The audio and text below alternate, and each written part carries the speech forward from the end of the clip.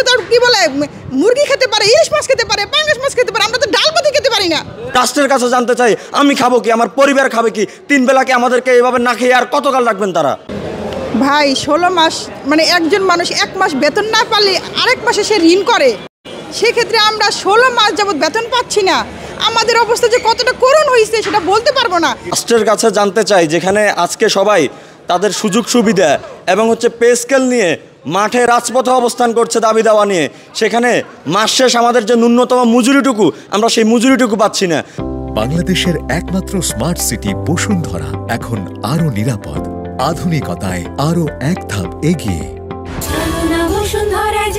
রাষ্ট্রের কাছে আমার প্রশ্ন, রাষ্ট্র কি করে একজন চাকরিজীবীকে দীর্ঘ 16 মাস ধরে বেতনবিহীন অবস্থায় রাখে? রাষ্ট্রের কাছে জানতে চাই, আমি খাবো কি, আমার পরিবার খাবে কি? 3 বেলাকে আমাদেরকে এভাবে না খেয়ে আর কতকাল রাখবেন তারা? আমার মা মেডিকেলে অলরেডি, আমার ছোট বোন 8 মাসের প্রেগনেন্সি নিয়ে গেছে, আমি এখানে উপস্থিত, আমি তাদের জন্য কিছু করতে পারতেছি না। ঠিক আছে, এটা হচ্ছে আমার সব থেকে বড় ব্যর্থতা। এর থেকে বড় ব্যর্থতা হতে পারে না। এটা শুধু আমার ব্যর্থতা না, এটা রাষ্ট্রের ব্যর্থতা এবং কি আমাদের কর্তৃপক্ষের ব্যর্থতা যে আমাদের 16 মাস বেতনবিহীন রাখছে। এটা তাদের তারা আমাদের তাদের সদিচ্ছার অভাবে আজকে আমরা এই পর্যায়ে এসে দাঁড়িয়েছি। আমরা আমাদের কর্মস্থল ছেড়ে, জনগণের সেবা ছেড়ে, আমরা আমাদের প্রান্তিক জনগোষ্ঠীর সেবা ছেড়ে আমরা আজকে রাজপথে।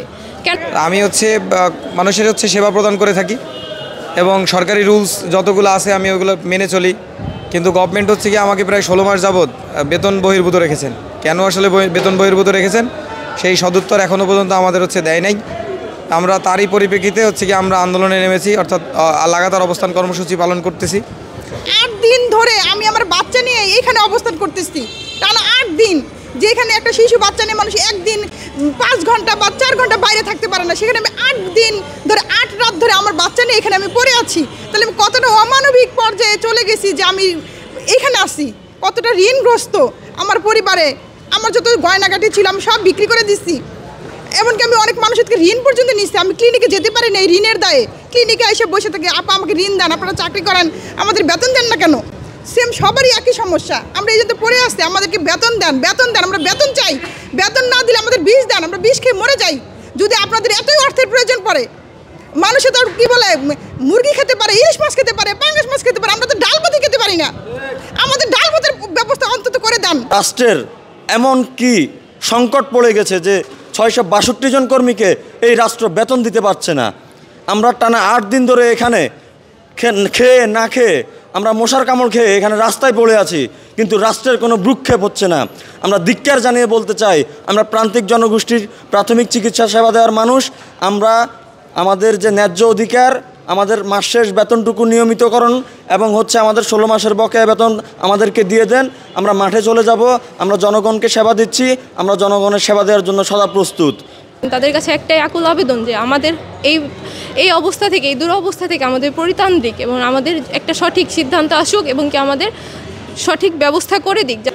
RCSCB প্রকল্প এবং CBSE অপারেশনাল প্ল্যানের সকল জনবল স্বয়ংক্রিয়ভাবে ট্রাস্টে ন্যস্ত করার কথা স্পষ্টভাবে উল্লেখ আছে, কিন্তু 15 ডিসেম্বর 2024 যখন জিও জারি হয়, কোনো এক অদৃশ্য কারণে আমাদের 2023 সালে যে সকল সহকর্মী আমরা নিয়োগ পেয়েছি কমিউনিটি হেলথ কেয়ার প্রোভাইডার হিসেবে, আমাদেরকে ট্রাস্টে পদায়ন বঞ্চিত করে রাখা হয়েছে এবং যার পরিপ্রেক্ষিতে আমরা দীর্ঘ 16 মাস ধরে বেতনবিহীন বিনা বেতনের সেবা প্রদান করে চলছি।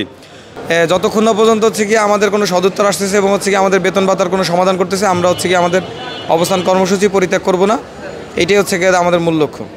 16 মাস বা 17 মাস থেকে বেতন পাচ্ছে না, এটা আমাদের 13,923 জন ছিল CSCP, ওদের মধ্যে এই 662 জনকে ভুলবশত বাদ দিয়ে বাকিদের বেতন ভাতা দিয়ে দিছে।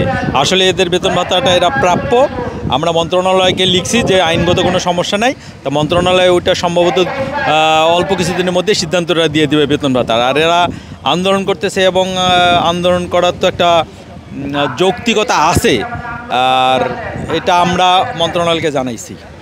এটা মন্ত্রণালয় ওদেরকে আশ্বস্ত করছে যে এই মাসের মধ্যে ওরা সমস্যাটা সমাধান করে দিবে।